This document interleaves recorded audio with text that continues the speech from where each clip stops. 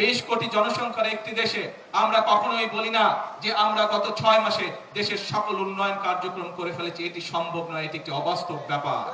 প্রিয় ভাই বোনেরা, প্রায় 3 লক্ষ বিভিন্নভাবে প্রায় 3 লক্ষ কোটি টাকা বিভিন্নভাবে দেনা করে রেখে গিয়েছে বিদ্যুৎ সেক্টরে একমাত্র সেই ফ্যাসিবাদী সরকার।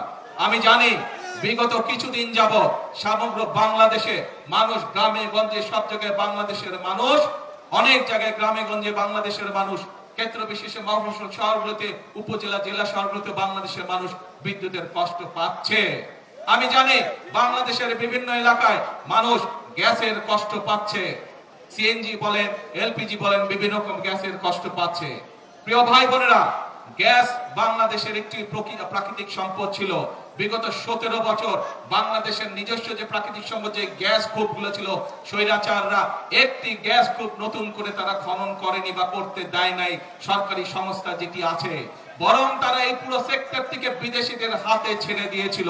আপনাদের নির্বাচিত সরকার রাষ্ট্র পরিচালনার দায়িত্ব পাওয়ার সাথে সাথে আমরা সিদ্ধান্ত গ্রহণ করেছি বাংলাদেশ পেট্রোলিয়াম কর্পোরেশন, যে বাপেক্স আছে, অর্থাৎ সরকারি যে সংস্থা আছে, তারা দেশের মাটিতে গ্যাস খনন কার্যক্রম দ্রুত শুরু করবে, যাতে করে এই গ্যাস কূপের খনন নিয়ন্ত্রণ বাংলাদেশের মানুষের হাতে থাকে। একইভাবে প্রিয় ভাই বোনেরা, এখন এই মূল্যবান গ্যাসের একটি বড় অংশ আমাদেরকে বিদেশ থেকে নিয়ে আসতে হয়, যেই জাহাজের মাধ্যমে নিয়ে এসে যেই স্টোরেজের মধ্যে রাখতে হয়, সেই স্টোরেজের ব্যবস্থা মাত্র 2টি করে গিয়েছে 15 বছরে সেই ফ্যাসিবাদ। তাও তারা এমন ভাবে করে গিয়েছে যাতে তাদের লোকজন সেই সুবিধা পায়।